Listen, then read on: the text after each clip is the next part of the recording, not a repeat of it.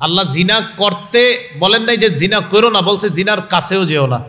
এই জিনার কাছে যেও না মানে মুফাসসিরিনে কেরাম বলেন আয়াতের ব্যাখ্যা হলো মা ইউকাররিবু ইলা জিনা, জিনা পর্যন্ত যা পৌঁছে দেয় এমন কর্মকাণ্ডের কাছেও যেও না। নিশ্চয় আল্লাহ তাআলা আদম সন্তানের জিনার পরীক্ষা আল্লাহ অবধারিত করেছেন, জিনার পরীক্ষা দিয়ে তাদেরকে পরীক্ষা করবেন। এই পরীক্ষায় পাশ করবে কেউ, কেউ আবার ফেল করবে। নবী বলেন আদরাকা যালিকা লা মুহালা, এই পরীক্ষার সম্মুখীন সবাই হবে। ক্বালা আন তুজানি বিহালিলাতি জারিকা, তুমি তোমার প্রতিবেশীর স্ত্রীর সাথে ব্যভিচারে লিপ্ত হওয়া, এটা হলো এরপর সবচেয়ে বড় ভয়ঙ্কর পাপ, অপরাধ। ওয়ালা তাকরাবুল ফাওয়াহিশা মা যাহারা মিনহা ওয়া মা বাতান, প্রকাশ্য অশ্লীলতার কাছে যেও না, গোপন অশ্লীলতার কাছেও যেও না। অন্য আয়াতে আল্লাহ বলেন ওয়াদারু যাহিরাল ইসমি ওয়া বাতিনা, ওয়াদারু তোমরা ছেড়ে দাও, যাহিরাল ইসমি প্রকাশ্য পাপ, ওয়া বাতিনা গোপন পাপ। তোমরা প্রকাশ্য গুনাহ ছেড়ে দাও, গোপন গুনাহ ছেড়ে দাও, প্রকাশ্য পাপ ছেড়ে দাও, গোপন পাপ ছেড়ে দাও। তাহলে অশ্লীলতার কাছে যাইতে আল্লাহ নিষেধ করলেন। সূরা নাহলের 90 নম্বর আয়াতে আছে ইন্নাল্লাহা ইয়া'মুরু বিল আদলি ওয়াল ইহসান ওয়া ইতা'i যিল কুরবা ওয়া ইয়ানহা আনিল ফাহশাই ওয়াল মুনকারি ওয়াল বাগই, নিশ্চয় আল্লাহ আদেশ করেন বিল আদলি ইনসাফের আদেশ করেন, ওয়াল ইহসান পরোপকারের আদেশ করেন, ওয়া ইতা'i যিল কুরবা নিকটাত্মীয়দেরকে দেওয়ার আদেশ করেন, ওয়া ইয়ানহা আনিল ফাহশাই ওয়াল মুনকারি ওয়াল বাগই অশ্লীল কর্মকাণ্ড থেকে আল্লাহ নিষেধ করেন, অপছন্দনীয় কাজ থেকে আল্লাহ নিষেধ করেন, সীমালঙ্ঘন জুলুম করা থেকে আল্লাহ তাআলা নিষেধ করেন। তো এই তিনটা নিষেধাজ্ঞা আছে সূরা নাহলের 90 নম্বর আয়াতে, তিনটা আদেশ আছে, তিনটা নিষেধ আছে। এই তিন নিষেধের মধ্যে একটা নিষেধ হলো অশ্লীল কাজ কর্ম করতে আল্লাহ নিষেধ করেছেন। আয়াতের ফিনিশিংয়ে আল্লাহ বলতেছেন ইয়াইজুকুম লাআল্লাকুম তাযাক্কারুন, তিনি তোমাদেরকে ওয়াজ করতেছেন, আল্লাহ তোমাদেরকে ওয়াজ করেন লাআল্লাকুম তাযাক্কারুন, যাতে তোমরা উপদেশ গ্রহণ করো। তো অশ্লীল কাজ কর্ম এটার কাছে যাইতে আল্লাহ নিষেধ করেছেন। জিনা এটা একটা ফাহেশা, এটার কাছে যাওয়া নিষেধ। সূরা বনী ইসরাঈলে আল্লাহ তাআলা বলেন ওয়ালা তাকরাবুজ জিনা ইন্নাহু কানা ফাহিশা, তোমরা জিনার কাছেও যেও না, জিনা এটা অশ্লীলতা, এটা অশ্লীল কাজ। আল্লাহ জিনা করতে বলেন নাই যে জিনা করো না, বলছে জিনার কাছেও যেও না। এই জিনার কাছে যেও না মানে মুফাসসিরিনে কেরাম বলেন আয়াতের ব্যাখ্যা হলো মা ইউকাররিবু ইলা জিনা, জিনা পর্যন্ত যা পৌঁছে দেয় এমন কর্মকাণ্ডের কাছেও যেও না। যেমন চোখের জিনা, হাতের জিনা, কানের জিনা, কলবের জিনা, অঙ্গ প্রত্যঙ্গের জিনা, এগুলা হলো আপনার জিনা পর্যন্ত পৌঁছে দেওয়ার আগের জিনা। আসল জিনা পর্যন্ত আপনাকে এগুলা নিয়ে যেতে পারে। এই জন্য রাসূলুল্লাহ সাল্লাল্লাহু আলাইহি সাল্লাম বলেছেন, সহিহ বুখারীর বর্ণনা 6612 নম্বর হাদিস, ক্বালা রাসূলুল্লাহ সাল্লাল্লাহু আলাইহি ওয়াসাল্লাম ইন্নাল্লাহা কাতাবা আলা ইবনি আদম হাজ্জাহু মিনাজ জিনা আদরাকা যালিকা লা মাহালা, নিশ্চয় আল্লাহ তাআলা আদম সন্তানের জিনার পরীক্ষা আল্লাহ অবধারিত করেছেন, জিনার পরীক্ষা দিয়ে তাদেরকে পরীক্ষা করবেন। এই পরীক্ষায় পাশ করবে কেউ, কেউ আবার ফেল করবে। নবী বলেন আদরাকা যালিকা লা মাহালা, এই পরীক্ষার সম্মুখীন সবাই হবে। তবে পরীক্ষার মধ্যে পড়ার পর একদল পরীক্ষায় উত্তীর্ণ হয়ে যাবে আর একদল ব্যর্থ হয়ে যাবে। আল্লাহ আমাদেরকে সফল হওয়ার তৌফিক দান করেন। তো এই হাদিসে নবী বলেন ফাজিনাল আইনি আন নাজরু, চোখের জিনা হলো দেখা, ওয়াজিনাল লিসান আল মান্তিক, মুখের জিনা হলো কথা বলা, জিহ্বার জিনা হলো কথা বলা। অন্য বর্ণনা এসেছে কানের জিনা হলো শ্রবণ করা। এই জন্য সূরা বনী ইসরাঈলের একটা আয়াত মনে রাখা, 36 নম্বর আয়াতে আল্লাহ বলেন ইন্নাস সামআ ওয়াল বাসারা ওয়াল ফুআদা কুল্লু উলাইকা কানা আনহু মাসউলা, নিশ্চয়ই কান, চোখ, অন্তর সম্পর্কে জিজ্ঞাসা করা হবে। ফোনে হঠাৎ অপরিচিত এক মেয়ের কণ্ঠ শুনলেন, অন্তর দিয়ে আপনি কল্পনা করলেন, এটা কলবের জিনা। ফোনে কথা বলা শুরু করলেন, এটা কানের জিনা, আর মুখে কথা বলা শুরু করলেন, এটা মুখের জিনা, আর যে কল্পনায় আনতেছেন এটা কল্পনার জিনা হচ্ছে। রাসূলুল্লাহ সাল্লাল্লাহু আলাইহি সাল্লাম বলেছেন, ওয়া নাফসুহু তাতামান্না ওয়া তাশতাহি, তার অন্তর এটাকে কল্পনা করে, নফস এটাকে কামনা করে, এটা হলো অন্তরের জিনা। তো এই জিনাগুলা আপনি আপনার সন্তানাদি, আপনি এই রুমে আছেন, আপনার সন্তান ওই রুম লাগিয়ে দরজা বন্ধ করে অহরহর ঘরে ঘরে এই জিনা হচ্ছে, কিন্তু এটা আমাদের কোনো খবরও নেই।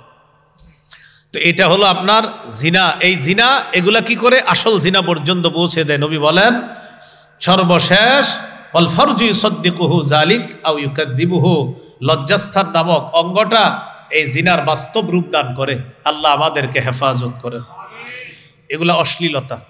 তো আল্লাহ বললেন প্রকাশ্য অশ্লীলতার কাছেও যেও না, গোপন অশ্লীল কাজের কাছেও তোমরা যেও না, এটা আল্লাহ নিষেধ করেছেন। আরেক আয়াতে বললেন ছেড়ে দাও প্রকাশ্য পাপ, গোপন পাপ তোমরা ছেড়ে দাও। ভাই ভাই আওয়াজটা আপাতত নিয়ন্ত্রণে রাখেন, পরে ফাটায়েন নামাজের সময়। আপনি এখন আপনি বারবার মেশিনে হাত দিচ্ছেন, ঝামেলা হচ্ছে আমার সাথে। আপনি আর হাত দিয়েন না। আশেপাশে যেগুলো নতুন করে বাড়াইছেন এগুলো কমায় দেন। হ্যাঁ, আপনি সুন্দর করতে গিয়ে মানে আপনিও ঠিক আছেন, এরপরে কেমন জানি হয়ে যাচ্ছে আর কি। হ্যাঁ, তো আল্লাহ তাআলা সূরা আনআমের যে 10টা উপদেশ দিবেন এর মধ্যে 4 নাম্বারটা বললেন প্রকাশ্য অশ্লীলতা, গোপন অশ্লীলতার কাছেও যেও না, এটা আল্লাহ নিষেধ করলেন। তো আরেক আয়াতে আল্লাহ বললেন যারু, ছেড়ে দাও জাহিরাল ইসমি ওয়া বাতিনা, প্রকাশ্য পাপ গোপন পাপ ছেড়ে দাও। দুনিয়াতে পাপের ক্ষতি আছে অনেক, আখেরাতেও আছে। দুনিয়াতে পাপের কিছু ক্ষতি মনে রাখি আমরা। 1 নাম্বার ক্ষতি, দুনিয়াতে পাপ আল্লাহর অভিশাপ টেনে আনে। দুনিয়াতে পাপ বেড়ে গেলে ওই পাপ আল্লাহর অভিশাপ টেনে আনে। আল্লাহ তাআলা অভিশাপ দেয়, এমন কিছু পাপও মানুষ করে। সহিহ মুসলিমের বর্ণনা 5018 নম্বর হাদিস। এটা হলো আপনারা যারা মোবাইলে অ্যাপস চালান হাদিসের ওই অ্যাপস অনুযায়ী, যদিও এটা আন্তর্জাতিকভাবে ফলো করা হয় না। এরপরে আপনারা খুঁজে না মিললে আবার ধরেন হুজুরি ঠিক হয় নাই, কিন্তু আপনারটাই ঠিক নেই, তারপরে বলে দিলাম। হ্যাঁ, আর মাদ্রাসার পাঠ্যপুস্তক অনুসারে 1978 নম্বর হাদিস। এটা সারা ওয়ার্ল্ডে ফলো করা হয়, মাদ্রাসা যেটা। আর আপনার যেটা পকেটের উস্তাদ ওইটা কিন্তু ওয়ার্ল্ডে ফলো করা হয় না, মনে রাখবেন। হ্যাঁ, তো এই হাদিসের মধ্যে আছে মাদ্রাসা পাঠ্যপুস্তক অনুসারে 1978, আর ওই পকেটের উস্তাদ অনুযায়ী 5018 নম্বর হাদিস।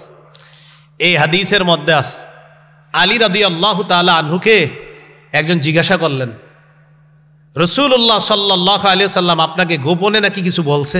ওই যেটা আমাদের অনেক বেদাতি ভাইয়েরা বলে যে গোপনে নবী হযরত আলীকে অনেক বিদ্যা দিয়ে গেছে। তো হযরত আলী রাদিয়াল্লাহু তাআলা আনহু যে জবাবটা দিলেন, এই জবাবটা সবাইরে শোনায়া দিবেন। হযরত আলী রাদিয়াল্লাহু তাআলা আনহু বললেন, মা কানা রাসূলুল্লাহ সাল্লাল্লাহু আলাইহি ওয়াসাল্লাম ইসিররু ইলাইয়া শাইআন ইয়াকতুমুহুন নাস, মানুষের থেকে আড়াল করে নবী আমার কাছে গোপনে কিছু বলে নাই, তবে নবী আমার এই কানে কানে 4টা কথা বলেছিল, সেটাও আর গোপন না, এখন জানাই দিতেছি তোমাদেরকে। তার মানে বোঝা গেল আর কোনো গোপন বিদ্যা নাই। যেটা অনেকে বলে এটা মারেফতের জগৎ, এটা বুঝবেন না, এটা হযরত আলীকে নবী শিখিয়ে গেছে। হযরত আলী বলতেছে নবী আমাকে মানুষের থেকে আড়াল করে কিছু বলে নাই, তবে 4টা কথা আমারে বলছে। সাথে সাথে প্রশ্নকারী বললেন কি 4টা কথা একটু বলেন তো। প্রশ্নকারী বলছে, তো হযরত আলী বলেন গায়রা আন্নাহু ক্বাদ হাদাসানি বিআরবা'i কালিমাত, আরেক বর্ণনায় বিকালিমাতিন আরবা'। রাসূল সাল্লাল্লাহু আলাইহি সাল্লাম আমাকে 4টি কথা বলছেন। তো প্রশ্নকারী বললেন ওয়ামা হুন্না ইয়া আমিরুল মুমিনিন, ও আমিরুল মুমিনিন এই 4টা কথা কি? তখন হযরত আলী বললেন লাআনাল্লাহ মান লাআনা ওয়ালিদাহ। 4 কথার এক কথা হলো যেই ব্যক্তি তার মা বাবাকে অভিশাপ দেয় আল্লাহ তাকে অভিশাপ দেয়। যেই ব্যক্তি তার মা বাবাকে অভিশাপ দেয় আল্লাহ তাকে অভিশাপ দেয়। তাহলে কি বুঝলাম? এই মা বাবাকে অভিশাপ দেওয়া এটা একটা পাপ, আর এই পাপ আল্লাহর অভিশাপ টেনে আনে। 2 নাম্বার ওয়ালাআনাল্লাহ মান যাবাহা লিগাইরিল্লাহ, আল্লাহ ওই ব্যক্তিকে অভিশাপ দেয় যেই ব্যক্তি গায়রুল্লাহর নামে জবাই করে। যে ব্যক্তি গায়রুল্লাহর নামে জবাই করে আল্লাহ তাআলা তাকে অভিশাপ দেয়। তো গায়রুল্লাহর নামে জবাই করা এটা একটা পাপ, আর এই পাপ আল্লাহ তাআলার অভিশাপ টেনে আনে। 3 নাম্বার ওয়ালাআনাল্লাহ মান আওয়া মুহদিসা, কোনো ব্যক্তি যদি কোনো বেদাতিকে আশ্রয় দেয় আল্লাহ তাকে অভিশাপ দেয়। আপনি আপনার 1 কাঠা জমি দিয়ে দিয়েছেন একজন বেদাতিকে, যে বেদাতি সাহেব আপনি এই জায়গায় আস্তানা বানান, আমরা দুইজনে মিলাজিলা বেদাত সাপ্লাই করব। এই যে আপনি 1 কাঠা জায়গা দিয়ে দিলেন, এই যে আশ্রয় করে দিলেন, তো রাসূলুল্লাহ সাল্লাল্লাহু আলাইহি সাল্লাম বলেন এটা হলো পাপ, আর এই পাপ আল্লাহর অভিশাপ টেনে আনে। কেউ যদি কোনো বেদাতিকে আশ্রয় দেয় তাকে আল্লাহ অভিশাপ দেয়। এটা যদিও মুসলিমের বর্ণনা, আর বুখারীর বর্ণনা আছে যে বেদাত করে অথবা কোনো বেদাতিকে আশ্রয় দেয় উভয়ের উপর আল্লাহর অভিশাপ। আল্লাহ আমাদেরকে হেফাজত করেন। তো রাসূলুল্লাহ সাল্লাল্লাহু আলাইহি সাল্লাম এই 3টা কথা বললেন। হযরত আলী বলেন চতুর্থ কথাটা হলো ওয়ালা'নাল্লাহু মান গায়্যারা মানারাল আরদ, যে ব্যক্তি জমিনের নিশানা পরিবর্তন করে ফেলে এটা পাপ। আগে আপনার জমিনের সীমানা ছিল এতটুকু, 2টা পালা বসায় খাম্বা বসায় রাখছেন, হঠাৎ ক্ষমতা একটু কেমন জানি আপনার উপরে আসছে, আসার পরে আগামীকাল এই নিশানা আরো দূরে চলে গেছে। ঘটনাকে আপনি নিশানা পাল্টাইলেন কেন? কয় পাওয়ারে আস। আরে ভাই, পাওয়ারে থাকলে কি আপনি নিশানা পাল্টায় ফেলবেন না? এই যে কাজটা করলেন এটা একটা পাপ, এই পাপ আল্লাহর অভিশাপ টেনে আনে। তো বলছিলাম দুনিয়াতেই আমরা প্রকাশ্য পাপ করি, গোপনে পাপ করি, কিছু পাপ আছে যে পাপ আল্লাহর অভিশাপ টেনে আনে। আল্লাহ আমাদেরকে হেফাজত করেন। সহিহ বুখারীর বর্ণনা 6783 নম্বর হাদিস, এই হাদিসের মধ্যে আছে ক্বালা রাসূলুল্লাহ সাল্লাল্লাহু আলাইহি ওয়াসাল্লাম লা'নাল্লাহুস সারিকা ইয়াসরিকুল বাইদাতা ওয়া ইয়াসরিকুল হাবলা। আল্লাহ তাআলা ওই চোরকে অভিশাপ দেয় যে চোর ডিম চুরি করে।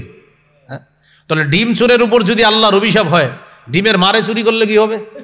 আর এর চেয়ে বড় যে আছে ছাগল গরু, এরে চুরি করলে কি হবে? হ্যাঁ, তো ডিম চুরি যে করে তাকে আল্লাহ অভিশাপ দেয়। ওয়াসরিকুল হাবলা, গরু রশি, এই রশিটা কেউ চুরি করলে তাকে আল্লাহ অভিশাপ দেয়। তা গরু চুরি করলে কি হবে? তো রাসূলুল্লাহ সাল্লাল্লাহু আলাইহি সাল্লাম বলেন চুরি এটা এমন একটা কাজ যেই কাজ আল্লাহর অভিশাপ টেনে আনে। আল্লাহ আমাদেরকে হেফাজত করেন। আবু দাউদের হাদিস 3674 নম্বর হাদিস। এই হাদিসের মধ্যে আছে 9টা অভিশপ্ত, 9টা জিনিসের উপর আল্লাহ অভিশাপ দেয়। কয়টা জিনিস? 9টা। ক্বালা রাসূলুল্লাহ সাল্লাল্লাহু আলাইহি ওয়াসাল্লাম লা'নাল্লাহুল খামরা ওয়া শারিবাহা ওয়া সাকিয়াহা ওয়া বাইআহা ওয়া মুবতাআহা ওয়া আসিরাহা ওয়া মু'তাসিরাহা ওয়া হামিলাহা ওয়াল মাহমুলাতা ইলাইহি। কয়টা হলো? 9টা। রাসূলুল্লাহ সাল্লাল্লাহু আলাইহি সাল্লাম বলেন লা'নাল্লাহুল খামরা, আল্লাহ মদকে অভিশাপ দেয়। মদ দ্বারা উদ্দেশ্য মাদক দ্রব্য যত আছে, ইয়াবা, বাবা, গাঁজা, হিরোইন, ফেন্সিডিল, আফিম, কানাডা ড্রাই, মাস্তুদ, শ্যাম্পেন, ডাইল, বিয়ার ইত্যাদি নামে যা আছে সবগুলোর উপর আল্লাহ তাআলা অভিশাপ দেয়। ইদানিংকালে আবার মানুষ মাদক দ্রব্যের নাম পাল্টায়া দেয়, আর মানুষ যে নাম পাল্টায়া মদ খাবে এটাও নবীজি বলছে। ইবনে মাজার 4020 নম্বর হাদিসে আছে ক্বালা রাসূলুল্লাহ সাল্লাল্লাহু আলাইহি ওয়াসাল্লাম লা ইয়াশরাবান্না নাসুম মিন উম্মতি আল খামরা ইউসাম্মুনাহা বিগাইরি ইসমিহা। নবীজি বলেন আমার উম্মতের একদল মদ পান করবে, মদের নাম তারা পাল্টায় দিবে, বলবে তুমি মদ নিছো কই? এটা বিয়ার। তো বিয়ার, এটা নাম দিয়েছি বিয়ার, এটা মদ। তো নামটা খালি পাল্টায় দিবে আর এরা মাদক দ্রব্য সেবন করবে। তো নবীজি বলেন আমার উম্মতের একদল নাম পাল্টায়া মাদক দ্রব্য নিবে। তো এই মাদক দ্রব্যের উপর আল্লাহর অভিশাপ।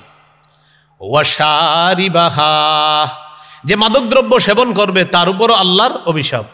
ওয়া সাকিয়াহা, যে পরিবেশন করবে তার উপর আল্লাহর অভিশাপ। ওয়া বাইআহা, যে বিক্রি করে তার উপর আল্লাহর অভিশাপ। ওয়া মুবতাআহা, যে কিনে তার উপর আল্লাহর অভিশাপ।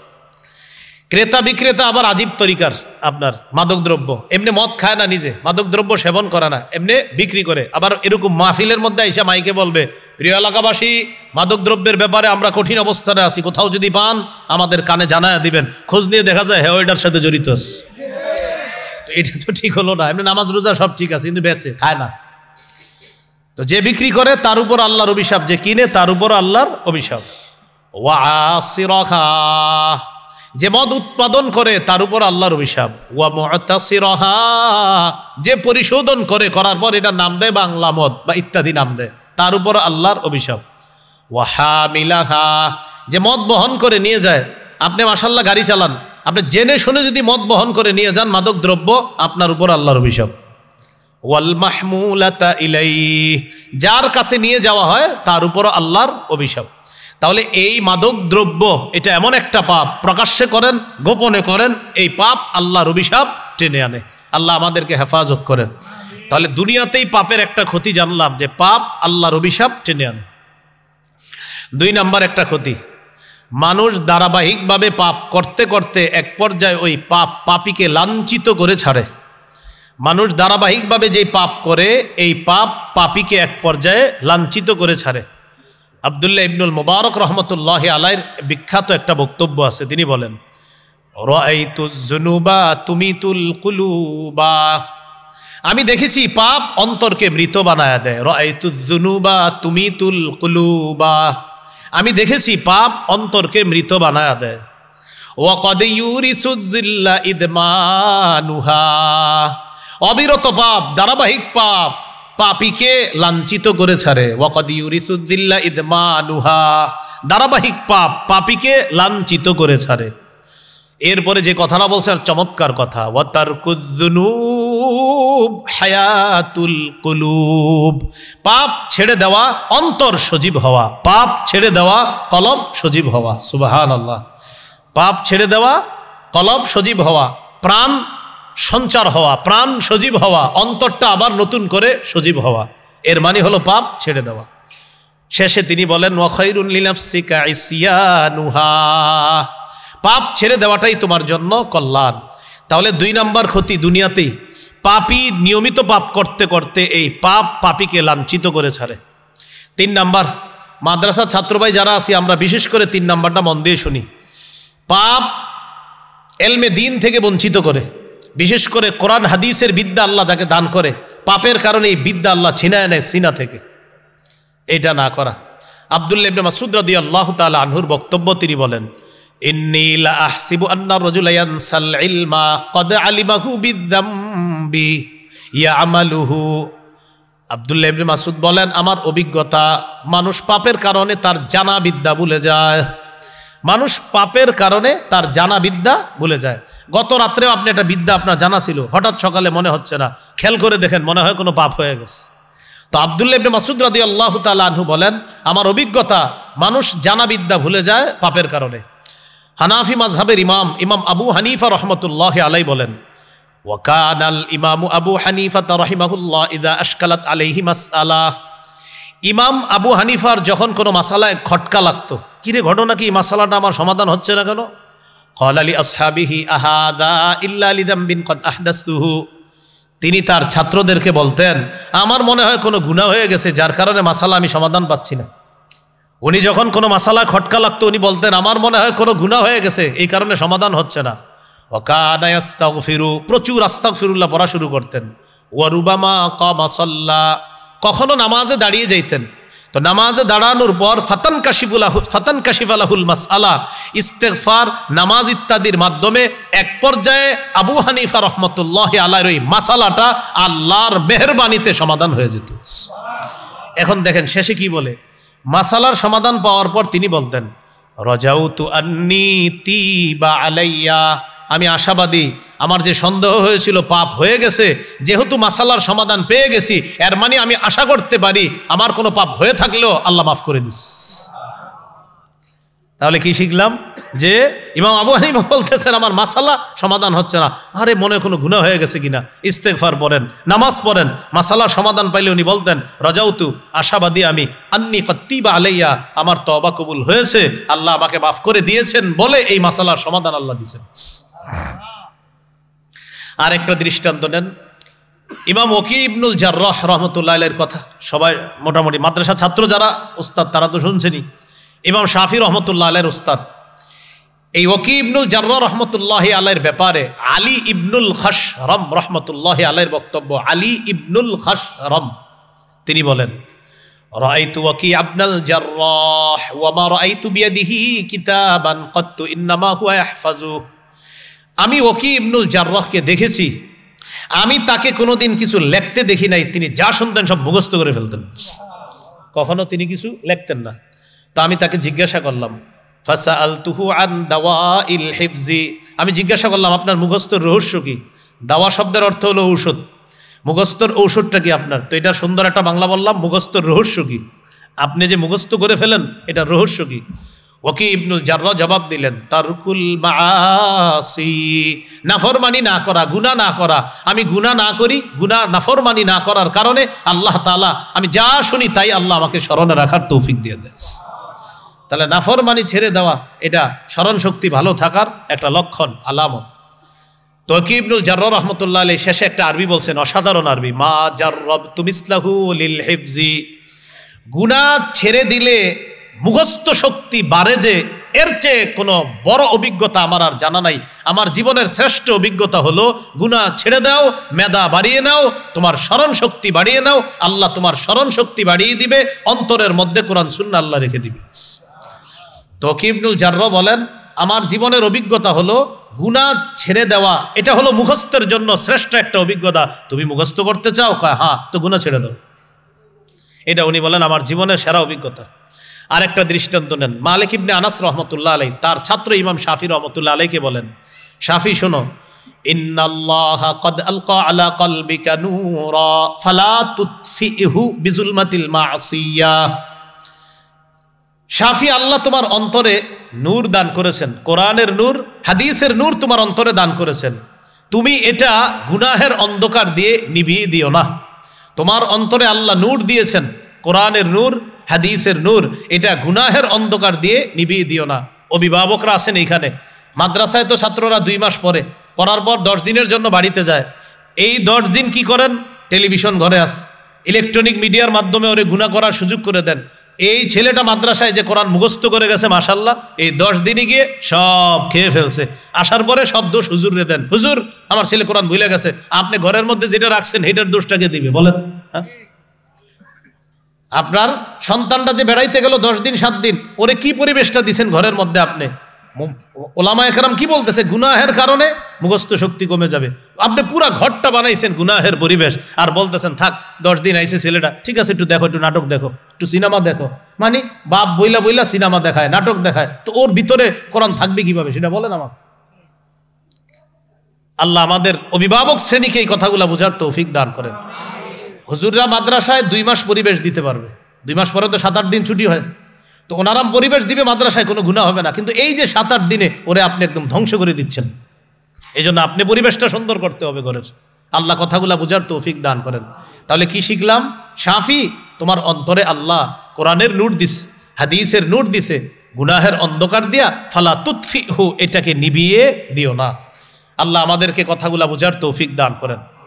ইমাম শাফি রহমতুল্লাহ আলাইহির ওস্তাদ ওয়াকি ইবনুল জাররাহ তাকে একদিন বললেন, শাকাউতু ইলা ওয়াকিইন সুআ হিফজি ফাআরশাদানি ইলা তারকিল মাআসি ওয়া আখবারানি আন্নাল ইলমা নূরুম মিন ইলাহি ওয়া নূরুল্লাহি লা ইউহদা ওয়া ফি রিওয়ায়াতিন লা ইউতা লিআসি। আমি আমার ওস্তাদকে বললাম আমি পড়া ভুলে যাই, কিছু কিছু পড়া। ওস্তাদ বললেন গুনাহ ছেড়ে দাও, এলেম হলো নূর, আর এই নূর কোনো নাফরমানকে দেওয়া হয় না। কলবের মধ্যে যদি অন্ধকার থাকে সেখানে নূর থাকবে না। গ্লাসে 1 ফোঁটা বসরাব আছে, সেখানে আপনি দুধ রাখবেন না। কেন রাখবেন না বলেন? যে হুজুর এখানে বসরাব। এই জন্য অন্তর পরিশুদ্ধ করে সেখানে এলেম রাখতে হবে। তাই তো ইব্রাহিম নবী দোয়া করছিলেন আল্লাহর কাছে, রব্বানা ওয়াবাস ফীহিম রাসূলাম মিনহুম ইয়াতলু আলাইহিম আয়াতিক ওয়া ইউআল্লিমুহুমুল কিতাবা ওয়াল হিকমাতা ওয়া ইউযাক্কিহিম। আল্লাহ তাদের মাঝে এমন একজন রাসূল পাঠান যিনি আপনার কোরআন তেলাওয়াত করে শোনাবে, ওয়া ইউআল্লিমুহুমুল কিতাব, আপনার কোরআন শিখাবে, ওয়াল হিকমা, সুন্নাহ শিখাবে, ওয়া ইউযাক্কিহিম, তাদেরকে পরিশুদ্ধ করবে, তাদের অন্তরটা কি করবে? পরিশুদ্ধ। ইব্রাহিম নবীর দোয়ায় সিরিয়ালে পরিশুদ্ধ ছিল 4 নম্বরে, অন্তর পরিশুদ্ধ, আত্মশুদ্ধির দোয়াটা ছিল কয় নম্বরে? 4। বলেন কয় নম্বরে? ইব্রাহিম নবী যে আল্লাহর কাছে দোয়া করছে, আল্লাহ এমন একজন নবী পাঠান, ওই নবীর 4 কাজ 4 নম্বরে রাখছে কিসের? আত্মশুদ্ধি, প্রার্থনা। আল্লাহ 4টা দোয়াই কবুল করছে, তবে সিরিয়ালে আল্লাহ তাআলা ইব্রাহিম নবীর সিরিয়ালটা ঠিক না রেখে আল্লাহ তাআলা সিরিয়ালটা একটু অন্যভাবে, 4টাই কবুল করছে, তো সিরিয়ালটা ভিন্ন। সেটা কি? আল্লাহ বলেন, হুয়াল্লাযী বা'সা ফিল উম্মিয়িনা রাসূলাম মিনহুম ইয়াতলু আলাইহিম আয়াতিহি ওয়া ইউযাক্কিহিম ওয়া ইউআল্লিমুহুমুল কিতাবা ওয়াল হিকমা। ইব্রাহিম নবী বললেন আল্লাহ 4 নম্বরে আত্মশুদ্ধি। আল্লাহ তাআলা বললেন ইব্রাহিম আপনার দোয়া কবুল করলাম।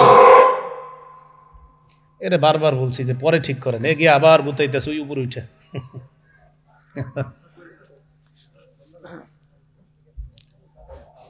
মানুষের মনোযোগ নষ্ট হয়ে পুরো ইবলিস কাজ করতেছে এখানে। হ্যাঁ, এখন শুনেন, কোথায় জানিয়েছিলাম? 4 নাম্বার, আল্লাহ ইব্রাহিম নবী, এই গুরুত্বপূর্ণ অংশ, এটা আপনার না শুনলে বুঝবেন না, খুব গুরুত্বপূর্ণ একটা কথা। ইব্রাহিম নবী দোয়া করলেন, আল্লাহ এক রসুল পাঠান, যে রসুল 4 কাজ করবে, 4র্থ নাম্বারের কাজ করবে, মানুষের অন্তর পরিশুদ্ধ করবে। আল্লাহ দোয়াটা কবুল করছেন। তবে আল্লাহ বললেন, ইব্রাহিম আপনি বলেছিলেন 4 নাম্বারে আত্মশুদ্ধি, বাকি আমি আল্লাহ 2 নাম্বারে আত্মশুদ্ধি রাখতেছি। সুবহানাল্লাহ। আল্লাহ বললেন, হুয়াল্লাযী বাআসা ফিল উম্মিয়িনা রাসূলাম মিনহুম, একজন রসুল আমি আল্লাহ পাঠিয়ে দিছি, ইয়াতলু আলাইহিম আয়াতি, তিনি কি করবে? কোরআন শিখাবে, আয়াতগুলা তেলাওয়াত করবে। তাহলে ইব্রাহিম নবীর 1 নাম্বার দোয়া ঠিক আছে, আয়াত শিখানো, আয়াতগুলা তেলাওয়াত করা। 2 নাম্বারে আল্লাহ বললেন ওয়াইজাক্কিহিম, ইব্রাহিম নবী বলছিলেন 4 নাম্বারে, আল্লাহ বললেন 2 নাম্বারে। কেন?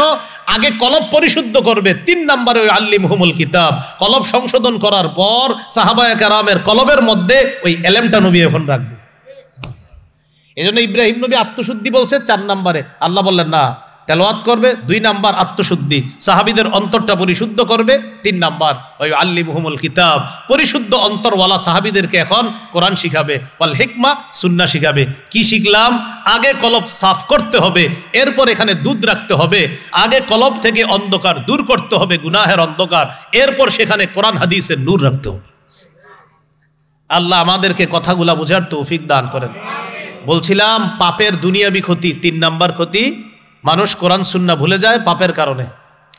4 নাম্বার ক্ষতি, একটু আমার সাথে বলেন, কোরআন মুখস্থ করে চর্চা না করা পাপ। এই পাপের কারণে যদি কোরআন ভুলে যায়, আল্লাহর কাছে জবাবদিহিতা করতে হবে।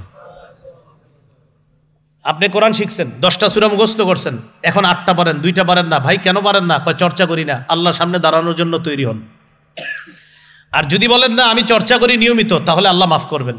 তো আপনার যে সন্তানটা এখান থেকে হাফেজ হলো, হাফেজ হওয়ার পর এই মাদ্রাসার হেফজখানার হুজুরের সাথে 10 বছর পরে সাক্ষাৎ, কিরে তোর কোরআন ইয়াদ আসেনি ঠিক মতো? হুজুর আগের মতো নাই। যদি বলে কেন নাই? আগের মতো চর্চা করতে পারি না। এই চর্চা করতে পারেন না যদি বলে ফেলেন, তো আল্লাহর কাছে দাঁড়ানোর জন্য তৈরি থাকেন। সহিহ বুখারীর বর্ণনা 5033 নম্বর হাদিস, قال رسول الله صلى الله عليه وسلم تعاهدوا القرآن, তোমরা কোরআন চর্চা করো। فوالذي نفسي بيده له أشد تفصيا من الإبل في عقلها, আল্লাহর কসম, ওটের গলা থেকে রশি খুলে দিলে এই বাদনহারা ওট যত দ্রুত পালিয়ে যাবে, কোরআন চর্চার অভাবে সিনা থেকে এর চেয়ে আরো দ্রুত পালিয়ে যাবে। নবীজি বললেন, আল্লাহর কসম, বাদনহারা ওট যত দ্রুত পালিয়ে যাবে, কেউ কোরআন চর্চা না করার কারণে তার সিনা থেকে কোরআন এর চেয়ে আরো দ্রুত পালিয়ে যাবে, চলে যাবে। আল্লাহ আমাদেরকে হেফাজত করেন। তাহলে কোরআন চর্চা না করা এটা একটা পাপ। এই পাপ থেকে আমাদের সন্তানগুলোকে আমরা বাঁচানোর চেষ্টা করব, বলেন ইনশাআল্লাহ। মনে আসেনি কয় কথা আল্লাহ বলবে? 10টা। 10টার 4র্থ নাম্বারটা চলতেছিল, প্রকাশ্য পাপও করা যাবে না, গোপন পাপও করা যাবে না। 5 নাম্বার উপদেশ, ওয়ালা তাকতুলুন নাফসাল্লাতী হারামাল্লাহু ইল্লা বিল হক, অন্যায়ভাবে কাউকে হত্যা করবা না, অন্যায়ভাবে কাউকে হত্যা করবা না। বর্তমান পৃথিবীর একটা পরাশক্তি আছে, তারা স্লোগান দেয় মানবাধিকার রক্ষা করা। এই মানবাধিকার রক্ষার স্লোগানটা দুনিয়াবাসীরে খাওয়ায়, অন্যদিক দিয়ে হেলিকপ্টার, বিমান, রকেট থেকে অস্ত্র, গোলা বারুদ ইত্যাদির মাধ্যমে ফিলিস্তিনের নিরীহ মুসলমানদেরকে হত্যা করে মানবাধিকার একদিক দিয়ে লঙ্ঘন করে, অন্য দিক দিয়ে মানবাধিকার রক্ষার স্লোগান দিয়ে, এটা পৃথিবীবাসীর সাথে চূড়ান্ত ইত্রামি আর মুনাফিকি ছাড়া আর কিছু না। এটা একটা ইত্রামি, মানবাধিকার রক্ষা। তো ফিলিস্তিনের মুসলমান মারা, এটা কোন মানবাধিকার? সূরা মাইদার 32 নম্বর আয়াতে আল্লাহ বলেন, মান কাতালা নাফসাম বিগাইরি নাফসিন আও ফাসাদিন ফিল আরদি ফাকান্নামা কাতালান নাস জামিআ, যে ব্যক্তি অন্যায়ভাবে কাউকে হত্যা করে সে যেন পৃথিবীর সকল মানুষকে হত্যা করলো। ওয়ামান আহইয়াহা ফাকান্নামা আহইয়ান নাস জামিআ, আর যে ব্যক্তি কারো প্রাণ রক্ষা করলো সে যেন পৃথিবীর সমস্ত মানুষের প্রাণ রক্ষা করলো। আল্লাহ আমাদেরকে হত্যার চিন্তা ভাবনা থেকেও হেফাজত করেন। এটা খারাপ কাজ, কাউকে অন্যায়ভাবে হত্যা করা যাবে না। তো আল্লাহ বলেন, যালিকুম ওয়াসাকুম বিহি লাআল্লাকুম তাকিলুন, আল্লাহ তোমাদেরকে ওয়াজ করেন, উপদেশ দেন, নসিহত করতেছেন যাতে তোমরা বুঝো। এই হলো 5টা উপদেশ। 6 নাম্বার উপদেশ, ওয়ালা তাকরাবু মালাল ইয়াতীমি ইল্লা বিল্লাতী হিয়া আহসানু হাত্তা ইয়াবলুগা আশুদ্দা, এতিম পরিণত বয়সে পৌঁছার আগ পর্যন্ত এতিমের মালের কাছেও যেও না অন্যায়ভাবে। এতিমের মালের কাছে অন্যায়ভাবে যেও না পরিণত বয়সে পৌঁছার আগ পর্যন্ত, তবে ইল্লা বিল্লাতি হিয়া আহসান, উত্তম পন্থায় এতিমের পিছনে যদি খরচ করার জন্য কিছু খরচ করো সেটা কোনো গুনাহ হবে না, তবে জুলুম করা যাবে না। আল্লাহ তাআলা বলেন ইন্নাল্লাযীনা ইয়াকুলুনা আমওয়ালাল ইয়াতামা যুলমা ইন্নামা ইয়াকুলুনা ফি বুতুনিহিম নারা ওয়া সায়াসলাউনা সাঈরা। যারা এতিমের সম্পদ অন্যায়ভাবে ভক্ষণ করে তারা পেটের মধ্যে আগুন খায়, আগুন। ওয়া সায়াসলাউনা সাঈরা, অচিরেই তারা আগুনে প্রবেশ করবে, প্রজ্বলিত আগুনে, জাহান্নামে প্রবেশ করবে। এইগুলো 6 নাম্বার উপদেশ। 7 নাম্বার ওয়াউফুল কাইলা ওয়াল মিজানা বিল কিসত, তোমরা পরিমাপ করো, ওজন করো। আউফু, পরিপূর্ণভাবে পরিমাপ করবা, ওজন করবা। বিল কিসতি, ইনসাফের সাথে, ইনসাফের সাথে ওজন করবা, পরিমাপ করবা। লা নুকাল্লিফু নাফসান ইল্লা উসআহা, আমি সাধ্যের বাইরে কোনো মানুষের উপর কিছু চাপায়া দেই না। এটার ব্যাখ্যা কি? ওজন করতে গেলে আপনার একটু এদিক সেদিক হওয়াটা স্বাভাবিক, একটু, মানে বেশি না কিন্তু একটু। এই একটু হয়ে গেলে আল্লাহ বলেন এটা সমস্যা নেই, এটা মাফ করে দিব। তবে মনে যেন সন্দেহ না থাকে, এই ক্ষেত্রে একটা বুদ্ধি করতে পারেন ব্যবসায়ীরা, আপনি ওজন একটু বাড়ায় দিয়ে দিন, তাহলে আর অন্তরে সমস্যা থাকবে না। আপনি পরিমাপে ওজনে একটু বাড়ায়া দিলেন, তখন আর সমস্যা থাকবে না। বাড়ায়া তো দূরের কথা, এখন তো আপনার মেশিনের মধ্যেও ঝামেলা করার সুন্দর সুযোগ আছে আপনার, হ্যাঁ, যেটা আপনি বলবেন না। 1 কেজি আপেল আপনাকে দিবে, দেওয়ার সময় ওই প্যাকেটটা যখন দিবে এই পাশ দিয়ে একটা আপেল ওইখানে রাখা আছে, এটা আবার নিয়ে নেয়, পরে প্যাকেটটা ধরায় দেয়, তার মানে একটা আপেল কম দিছে আপনার। তো আল্লাহ তাআলা বলেন 7 নাম্বার উপদেশ, পরিমাপ ওজন করবা, ইনসাফের সাথে করবা। 8 নাম্বার ওয়াইদা কুলতুম ফাদিলু ওয়ালাউ কানা যা কুরবা, কথা বললে ইনসাফের সাথে বলবা, যদিও নিকট আত্মীয় হয়। কথা বললে ইনসাফের সাথে বলবা, যদিও নিকট আত্মীয় হয়। আপনার সামনে আপনার আত্মীয়, চিন্তা করলেন কি বলবো না বলবো, এটা কি সঠিক হবে কি না, না এটা বলা যাবে না। হক কথা যখন বলবেন, সামনে কি বাপ আছে না মা আছে এটা দেখার সুযোগ নাই, যেটা সঠিক এটা আপনার বলতে হবে। যেই কথাটা সঠিক এটা আপনার নিকট আত্মীয় সামনে কেউ থাকলেও এটা আপনার বলতে হবে, অন্যায় কথা বলা যাবে না। এটা হলো 8 নাম্বার। 9 নাম্বার ওয়াবি আহদিল্লাহি আউফু, আল্লাহর সাথে করা অঙ্গীকারগুলা তোমরা রক্ষা করো। অঙ্গীকারের শেষ নাই, আল্লাহর যত আদেশ যত নিষেধ আছে, এই নিষেধ আদেশগুলা যথাযথভাবে পালন করা, আদেশগুলা মানা, নিষেধগুলা থেকে বেঁচে থাকা।